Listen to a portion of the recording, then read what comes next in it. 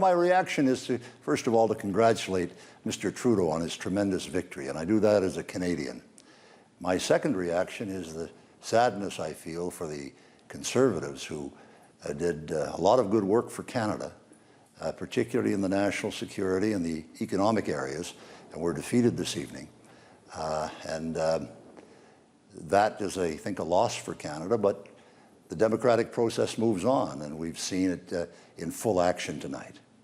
I think the Conservative government went wrong in its campaign to give this Liberal majority to such an untested leader.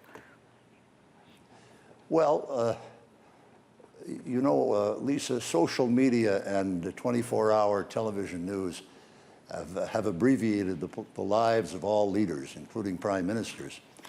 After a while, 9 or 10 years, all people have seen enough of us, and they want to change.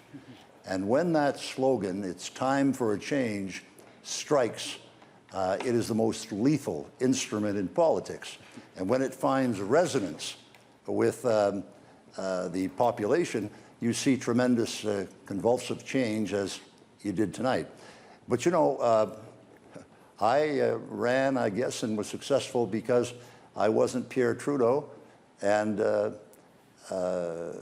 Jean Chrétien ran and was successful because he wasn't Brian Mulroney, and Justin Trudeau tonight is successful because he wasn't Stephen Harper. And that's a human and important personal consideration, but it's also, I think, true, given the fact that our lives, political lives, are all abbreviated. Now, the riding, though, that took you to Ottawa in the first place, Centre Nova, has gone Liberal tonight.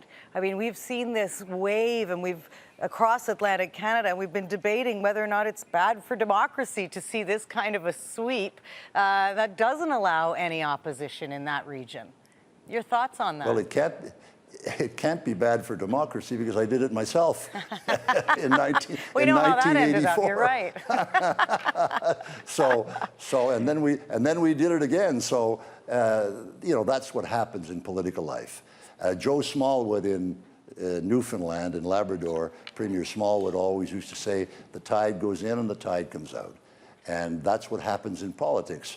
The seasons change, and that's what democracy is all about, and we've seen it tonight. Purely change, then, in your opinion. It's not some of the issues that, you know, made a lot of Canadians uncomfortable, even in your province there, you know, the kneecap issue. I think it really forced a lot of Canadians to ask themselves about, what do we want? What are our values? Do you think that impacted it on any level?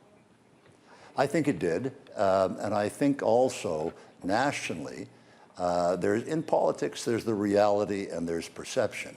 And on the basis of perception, you probably noticed, as I did, a kind of a migration of the progressive conservative wing of the party towards Mr. Trudeau, looking for a more centrist home. And that was, I think, an important consideration.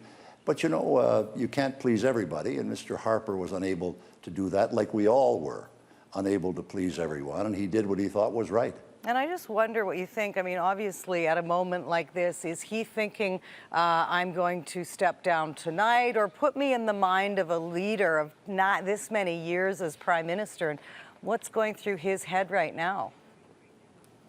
Well, I think it's going through his, I don't know.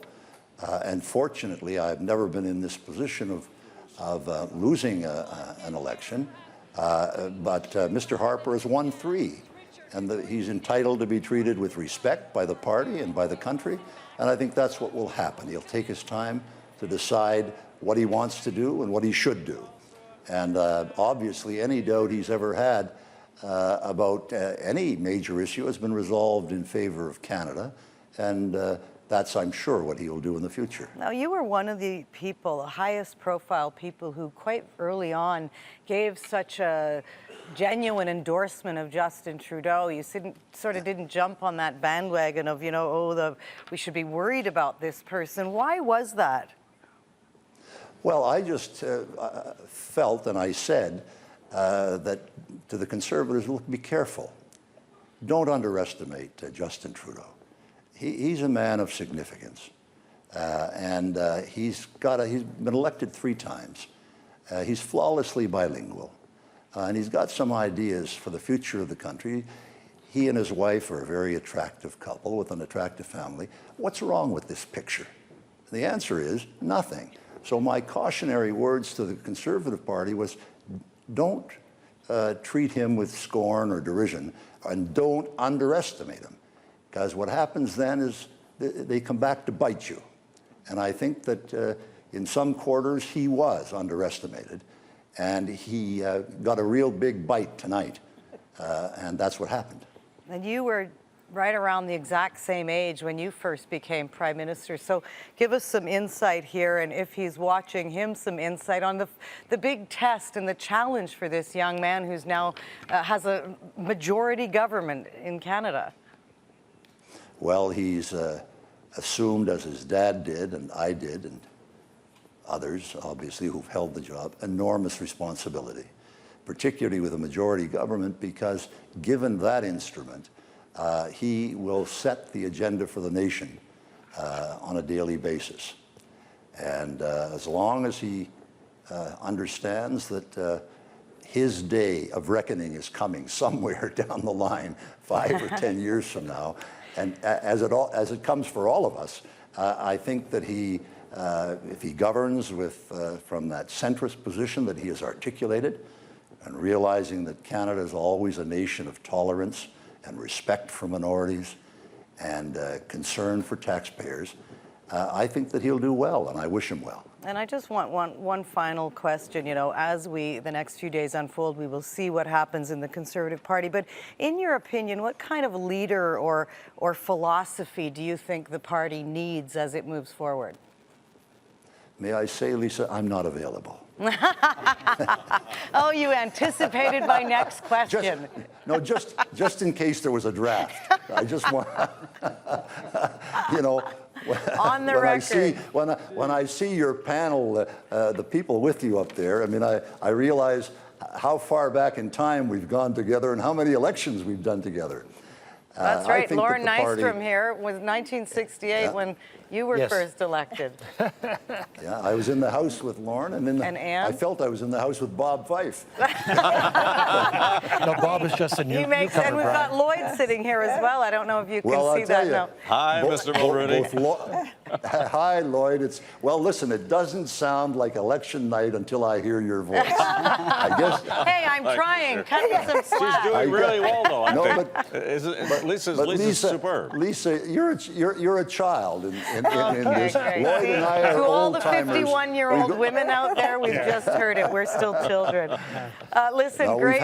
Lloyd and I have had a wonderful time over the years. We've done many elections, and I'm delighted, Lloyd, to see you there this evening. I hope to be back as well on the next one. Yes, exactly. Well, me too, but who knows? We actually know the date of it because now there's a fixed election date. So we'll see you all back here in 4 years, October. But to Brian Mulroney, thank you so much. I hope that we'll be able to touch base with you again in a while when the speeches begin tonight. But it's just been great to have this chance to speak to you, to the country tonight during such a historic election. Thank you, Lisa, and thank you all.